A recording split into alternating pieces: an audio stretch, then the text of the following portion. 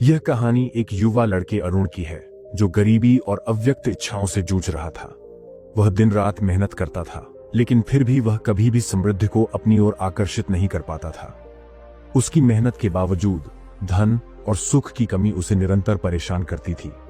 एक दिन उसने एक प्रसिद्ध बौद्ध भिक्षु के पास जाने का निर्णय लिया, जो लोगों को जीवन के गहरे सवालों का उत्तर देने के लिए प्रसिद्ध थे। अरुण बौद्ध भिक्षु के पास पहुंचा और उससे अपनी स्थिति बताई। उसने कहा, मैं पूरी मेहनत करता हूं, फिर भी क्यों मुझे संपत्ति नहीं मिलती? क्या यह संसार मुझे ही परेशान करने पर तुला हुआ है? भिक्षु ने उसे शांतिपूर्वक देखा और कहा, तुम्हारी मेहनत तुम्हारी इच्छाओं और मानसिकता पर निर्भर करती है। यदि तुम अपनी इच्छाओं को सही दिशा में नहीं मोड़ते, तो तुम्हारी मेहनत कभी भी सफलता के रास्ते पर नहीं जाएगी। अरुण ने सोचा, मैं तो हमेशा मेहनत ही करता हूं, फिर भिक्षु क्या कहना चाहते हैं? उसने भिक्षु से और पूछा, भिक्षु महाराज, क्या मुझे धन और समृद्धि पाने का कोई विशेष तरीका है? भिक्षु मुस्कुराए और अरुण को एक प्राचीन कहानी सुनाने लगे। बहुत समय पहले की बात है। एक समृद्ध व्यापारी था जो लाखों सोने की मुद्राओं का मालिक था, लेकिन फिर भी वह कभी संतुष्ट नहीं होता था। उसकी इच्छाएं अनंत थीं। वह और अधिक धन और अधिक संपत्ति चाहता था। इस व्यापारी के पास दुनिया का हर प्रकार का ऐश्वर्य था, लेकिन वह मानसिक शांति और संतोष से वंचित था। उसकी अनंत इच्छाएं उसे शांति नहीं देती थीं। वह दिन रात दौलत की तलाश में रहता था, लेकिन उसे कभी भी सच्चा सुख नहीं मिल सका। अरुण ने भिक्षु से पूछा, तो फिर उसने क्या किया? क्या वह कभी खुश हुआ? भिक्षु ने जवाब दिया, वह व्यापारी कभी नहीं खुश हो पाया, क्योंकि उसने अपनी इच्छाओं को कभी भी सही दिशा में नहीं मोड़ा। वह हमेशा सोचता रहा कि जब तक मुझे और अधिक धन नहीं मिलेगा, मैं खुश नहीं हो सकता। और इस तरह उसने अपना जीवन भर का समय दौलत के पीछे बर्बाद कर दिया। यह सुनकर अरुण की आंखों में एक नई चेतना आई। उसने महसूस किया कि उसकी जिंदगी में भी यही समस्या थी। वह हमेशा धन और संपत्ति के पीछे दौड़ता रहता था, लेकिन कभी भी खुश नहीं हो पाया। उसके दिल में यह सवाल उठने लगा कि क्या वह अपनी इच्छाओं और मानसिकता को सही दिशा में मोड़ सकता है? भिक्षु ने उसकी तरफ देखा और कहा, अरुण, जब तक तुम अपने दिल की सच्ची संतुष्टि को समझ नहीं पाओगे, तब तक तुम्हारी मेहनत और संघर्ष कभी भी तुम्हें सच्ची संपत्ति नहीं दे पाएंगे। तुम्हें यह समझना होगा कि धन केवल एक बाहरी चीज है, लेकिन असली संपत्ति तुम्हारे भीतर है। अरुण के दिल में अब एक हलचल सी मच गई थी। क्या यह सच था? क्या उसकी इच्छाएं उसे हमेशा निराश करती रहेंगी? क्या वह अपनी मेहनत को सही दिशा में मोड़कर अपनी जिंदगी में बदलाव ला सकता था? भिक्षु ने कहा, कल हम इस पर और चर्चा करेंगे। तुम इस विचार पर ध्यान दो और देखो कि क्या तुम्हें भीतर से कोई उत्तर मिलता है। अरुण ने भिक्षु की बातों को ध्यान से सुना और सोचा, क्या मेरी इच्छाएं ही मेरी असली समस्या है? क्या मैं कभी भी शांतिपूर्ण और समृद्ध जीवन जी सकता हूं? अगले दिन अरुण ने बौद्ध भिक्षु से मिलने के लिए फिर से अपने कदम बढ़ाए। उसकी सोच में काफी बदलाव आ चुका था। पिछले दिन की कहानी और भिक्षु की बातें उसके दिल और दिमाग में गहरे तक बस चुकी थीं। वह अब समझने की कोशिश कर रहा था कि जीवन में धन और समृद्धि क्यों नहीं आ रही। अरुण ने भिक्षु के पास बैठते हुए कहा, महाराज, आपने कल मुझे बताया था कि मेरी इच्छाओं ने मुझे असंतुष्ट बना दिया है, लेकिन क्या आप मुझे यह नहीं बता सकते कि कैसे मैं अपनी इच्छाओं को सही दिशा में मोड़ सकता हूं, ताकि धन और समृद्धि मेरी जिंदगी में आए? भिक्षु ने मुस्कुराते हुए कहा, अरुण, तुम्हारी असल समस्या तुम्हारी इच्छाओं में नहीं, बल्कि तुम्हारी मानसिकता में है। जब तक तुम अपनी मानसिकता को सही दिशा में नहीं बदलोगे, तब तक तुम धन और समृद्धि को आकर्षित नहीं कर पाओगे। अरुण हैरान था। महाराज, क्या मानसिकता सचमुच इतनी महत्वपूर्ण होती है? भिक्षु ने उत्तर दिया, हाँ, मानसिकता ही वह मूल कारण है जो तुम्हारी जीवन की परिस्थितियों को निर्धारित करता है। जब तुम्हारी मानसिकता पूरी तरह से धन चाहिए की सोच में बंधी रहती है, तो तुम असल में उसे अपने जीवन में कभी भी नहीं ला पाते। तुम केवल उस पर जोर देते हो जो तुम्हारे पास नहीं है, और यही सोच तुम्हें और भी ज्यादा असंतुष्ट बनाती है। अरुण ने सुना और उसकी सोच में और गहराई आई। भिक्षु ने उसकी सोच को और स्पष्ट करते हुए कहा, तुम्हारे पास जो कुछ भी है उसे तुम नजरअंदाज करते हो और केवल वह चीज चाहते हो जो तुम्हारे पास नहीं है। यही सोच तुम्हें बुरी तरह से घेर लेती है और तुम्हारे जीवन में कभी भी संतोष नहीं आने देती। लेकिन महाराज, अगर मैं अपनी मेहनत करता हूं तो क्या मुझे इसके परिणाम नहीं मिलेंगे? अरुण ने उत्सुकता से पूछा। भिक्षु ने गहरी सांस ली और समझाया, तुम अपनी मेहनत जरूर करते हो, लेकिन तुम्हारी मेहनत भी तुम्हारी मानसिकता से प्रभावित होती है। जब तुम धन को अपने जीवन में लाने के लिए केवल एक बाहरी चीज के रूप में देखते हो तो तुम हमेशा उसे पाने की कोशिश करते हो, लेकिन कभी संतुष्ट नहीं होते। यदि तुम अपनी मेहनत को अपनी मानसिकता को सुधारने के रूप में देखते हो तो तुम्हें अपनी मेहनत से सच्चा फल मिलेगा। भिक्षु ने आगे कहा, बौद्ध धर्म में एक बहुत महत्वपूर्ण सिद्धांत है, तृष्णा, इच्छा और रूप, साक्षात्कार। जब तुम अपनी इच्छाओं का पीछा करते हो तो तुम केवल रूप में चीजों का पीछा कर रहे होते हो, लेकिन जब तुम अपने भीतर जाकर उसे पहचानने का प्रयास करते हो तो तुम उस स्थिति में पहुंच जाते हो जहां तुम्हारी इच्छाएं और वासनाएं शांत हो जाती हैं। अरुण ने महसूस किया कि भिक्षु की बातें बहुत गहरी थीं। उसे समझ में आया कि असली समस्या उसकी मानसिकता में थी। वह हमेशा सोचता था कि जब तक उसके पास बहुत सारा पैसा नहीं होगा तब तक वह खुश नहीं हो सकता। वह भिक्षु के शब्दों को दिल से समझने लगा और उसकी सोच में बदलाव की प्रक्रिया शुरू हो गई। तो अब मुझे क्या करना चाहिए? अरुण ने भिक्षु से पूछा। भिक्षु ने उसे एक गहरी सलाह दी। तुम्हें अपनी मानसिकता को बदलने के लिए सबसे पहले अपने भीतर से अनावश्यक इच्छाओं और लालच को छोड़ना होगा। जब तुम अपने मन में संतोष की भावना विकसित करोगे तो तुम्हारी मेहनत भी सही दिशा में जाएगी। अरुण ने ध्यान से सुना और महसूस किया कि यह सचमुच बहुत महत्वपूर्ण था। वह अब समझ चुका था कि उसके जीवन में धन का अभाव केवल बाहरी कारणों से नहीं, बल्कि उसकी आंतरिक मानसिकता से था। अगर वह अपनी सोच को बदल सकता है तो वह धन और समृद्धि को अपने जीवन में आकर्षित कर सकता था। भिक्षु ने एक अंतिम सलाह दी। तुम्हें अपनी सोच को बदलने के साथ साथ अपने भीतर का डर भी खत्म करना होगा। तुमने जो अब तक सीखा है वह तुम्हारे लिए एक बड़ा कदम है। अब इसे अपनी दिनचर्या में लागू करो और देखो कि कैसे तुम्हारी जिंदगी बदलती है। अरुण ने दृढ़ निश्चय किया कि वह अपनी मानसिकता और सोच में बदलाव लाएगा ताकि वह अपनी मेहनत से असली फल पा सके। उसने भिक्षु का धन्यवाद किया और अपने जीवन को बदलने के लिए तैयार हो गया। अरुण ने पहले कदम के रूप में अपनी मानसिकता को बदलने का संकल्प लिया। उसने सोचा, मुझे अब अपनी पूरी सोच को समृद्धि की ओर मोड़ना होगा और जो भी मेरे पास है उसका सही मूल्य समझना होगा। उसने अपनी पुरानी सोच को त्यागते हुए यह स्वीकार किया कि उसे केवल धन ही नहीं बल्कि संतोष, शांति और मानसिक समृद्धि की भी आवश्यकता है। भिक्षु से मिली सीख को ध्यान में रखते हुए अरुण ने अपनी दिनचर्या में छोटे छोटे बदलाव शुरू किए। उसने सोचना शुरू किया कि जो कुछ भी उसके पास है वह धन्य है, चाहे वह छोटा सा घर हो या पास के मंदिर में रोज पूजा करने का समय या फिर मेहनत के बावजूद परिवार का साथ। अरुण ने इन चीजों का मूल्य समझना शुरू किया। एक दिन जब वह अपने काम पर जा रहा था तो उसने सोचा, क्या अगर मैं अपनी मेहनत को किसी और दिशा में लगाऊं? क्या अगर मैं दूसरों की मदद करने की कोशिश करूं बजाय इसके कि सिर्फ अपने लिए कुछ हासिल करने पर ध्यान केंद्रित करूं?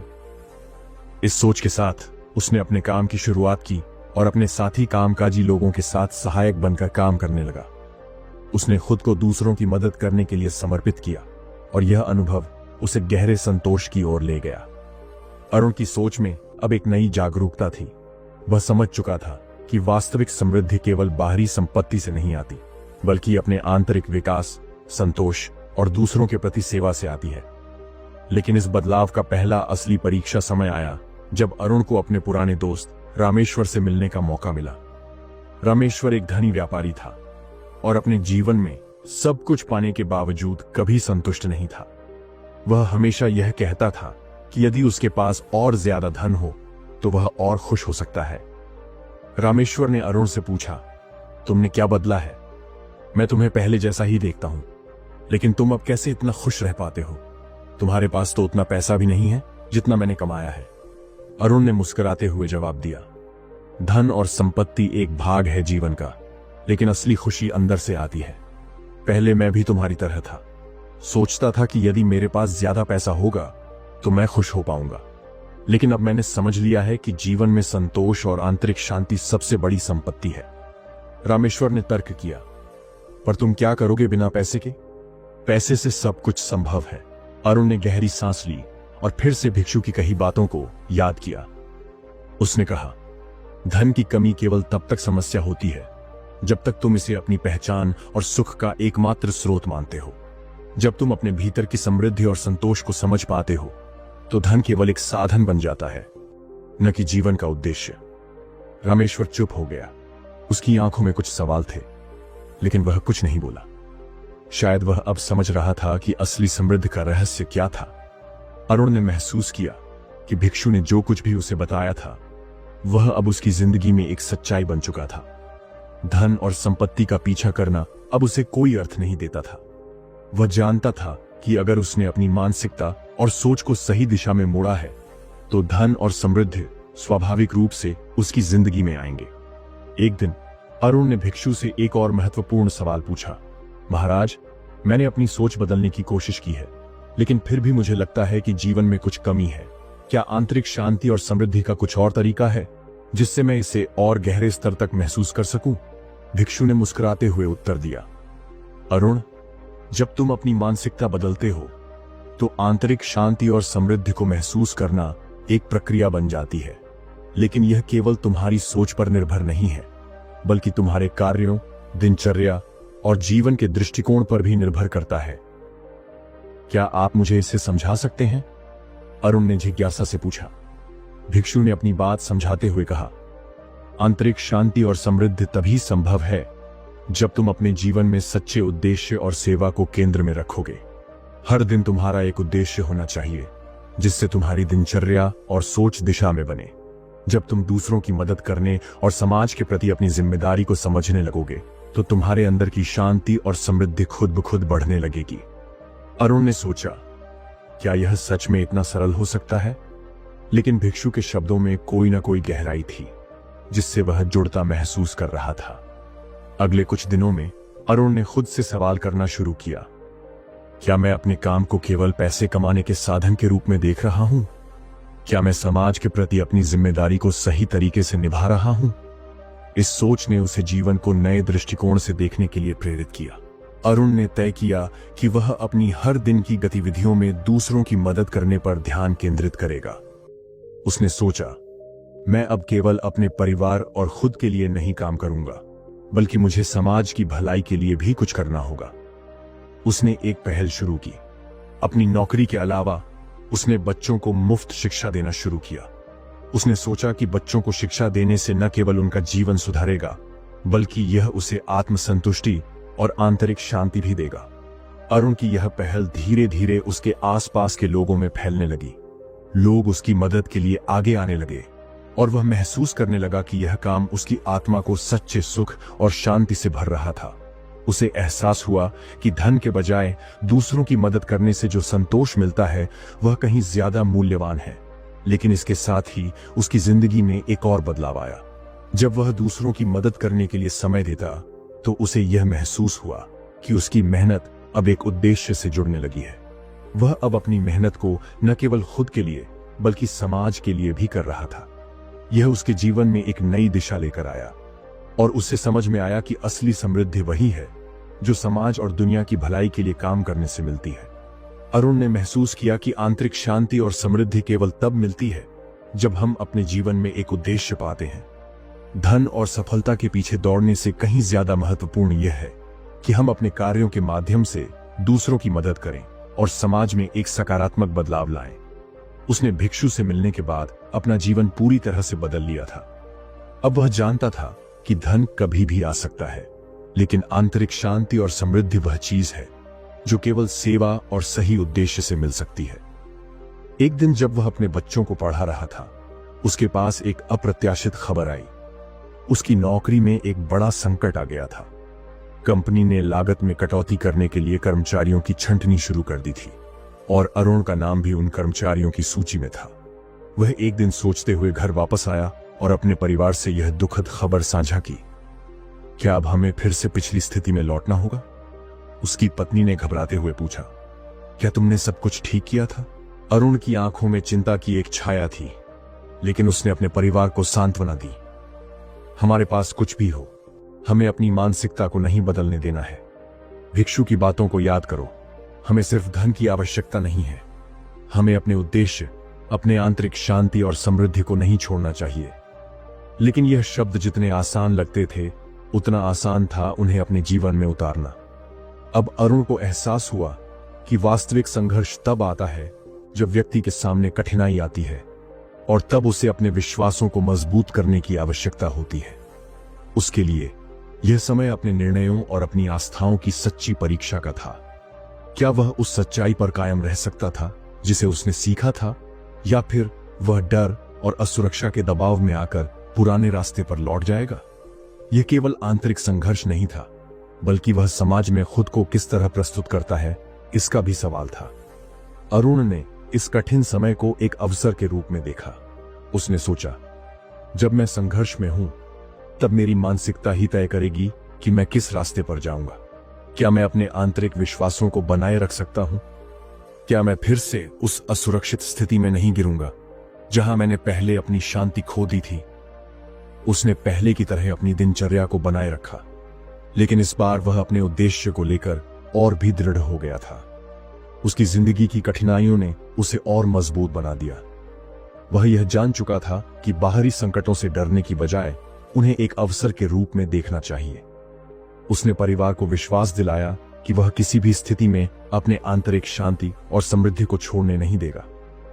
कई दिन गुजर गए, और जब अरुण ने अपने सभी प्रयासों को कड़ी मेहनत, धैर्य और आस्थाओं के साथ जोड़ा, तो उसे महसूस हुआ कि संकट में भी अवसर छुपे होते हैं। उसे नया काम मिला जो उसे पहले से भी बेहतर स्थिति में ले आया। लेकिन यह केवल बाहरी बदलाव नहीं था। अरुण का आंतरिक परिवर्तन अब स्पष्ट रूप से नजर आने लगा था। उसने अपने पुराने विचारों को चुनौती दी और हर दिन खुद से यह सवाल किया, क्या मैं अपनी आंतरिक शांति को बनाए रखने के लिए तैयार हूं, चाहे परिस्थिति कैसी भी हो? अब उसकी सफलता का मापदंड केवल पैसे से नहीं, बल्कि उसके आंतरिक विश्वास और आत्मसंतोष से था।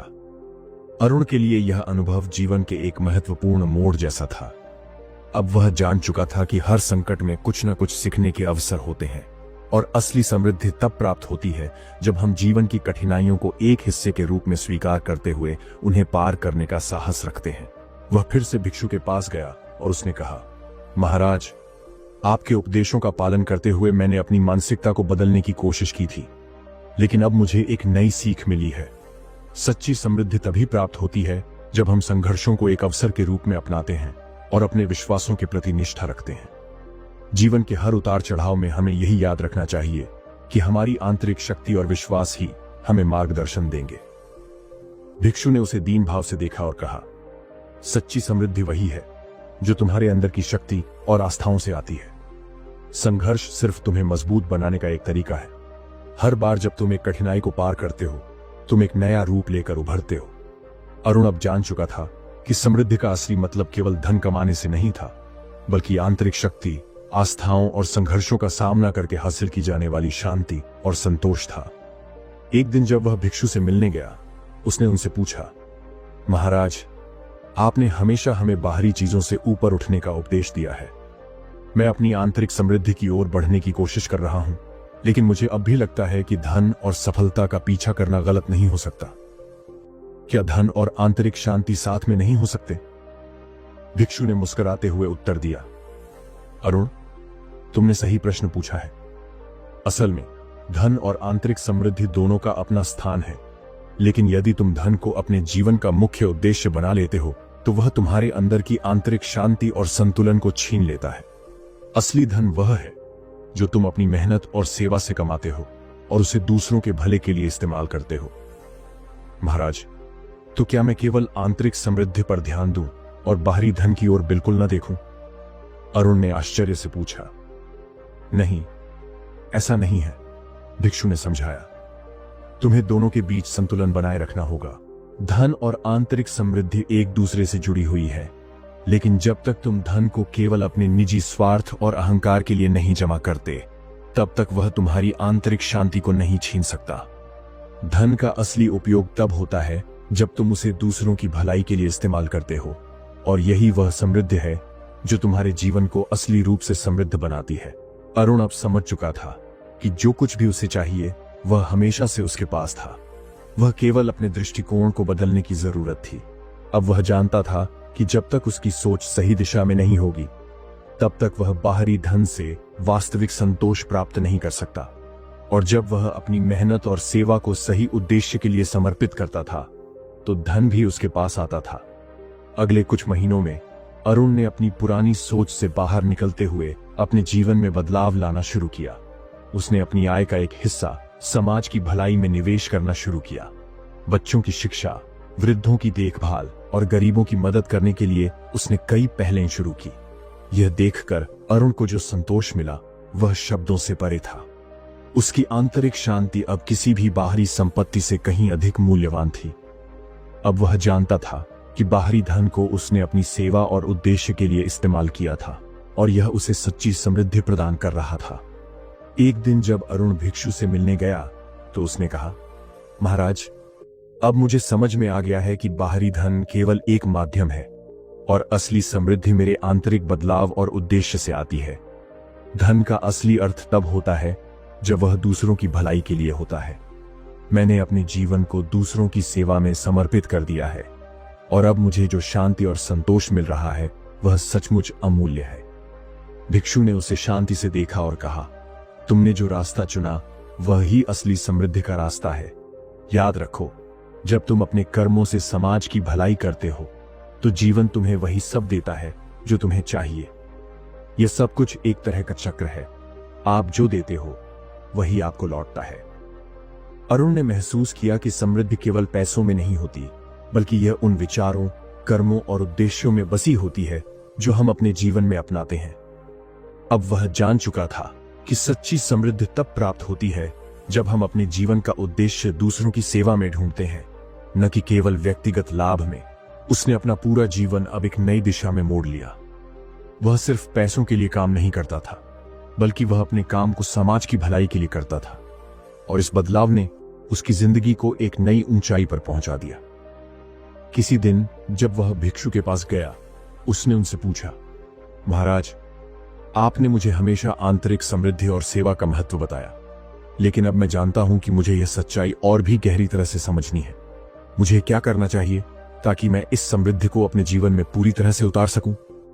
भिक्षु मुस्कुराए और कहा, अरुण, तुमने अपनी यात्रा के हर कदम पर सच्ची समृद्धि की ओर कदम बढ़ाए हैं, लेकिन अब तुम्हें समझना होगा कि यह समृद्धि केवल अपने जीवन में नहीं बल्कि दूसरों के जीवन में भी फैलानी होती है। यह तब तक पूरी नहीं होती जब तक तुम इसे अपने आसपास के लोगों में न फैलाओ। जब तुम अपनी सेवा, अपने कर्म और अपने विश्वासों को साझा करते हो तब तुम सच्ची समृद्धि का अनुभव करते हो। अरुण को भिक्षु के शब्दों में गहरी समझ मिली। उसने महसूस किया कि अब उसे अपनी आंतरिक समृद्धि को साझा करने का समय आ गया था। यह केवल उसकी अपनी यात्रा नहीं थी, बल्कि उसे इस समृद्धि को दूसरों तक भी पहुंचाना था, ताकि समाज में एक नया बदलाव आ सके। अगले कुछ महीनों में अरुण ने अपनी जीवन शैली को और भी अधिक प्रेरणादायक बना दिया। उसने अपनी समृद्धि का उपयोग न केवल अपने परिवार के लिए बल्कि समाज के कमजोर वर्गों के लिए भी किया। उसने अनाथालय, वृद्धाश्रम और शिक्षा संस्थाओं में मदद करना शुरू किया। वह लोगों को आत्मनिर्भर बनने की दिशा में मार्गदर्शन देने लगा, ताकि वे भी अपनी आंतरिक समृद्धि को समझ सकें और अपने जीवन को नया दिशा दे सकें। एक दिन जब अरुण ने एक वृद्धाश्रम में अपनी सेवाएं दी तो एक बुजुर्ग महिला ने उसके पास आकर कहा, तुम्हारा जीवन अब सिर्फ तुम्हारा नहीं है। तुम्हारे द्वारा किए गए कर्मों से हम सभी की दुनिया बदल रही है।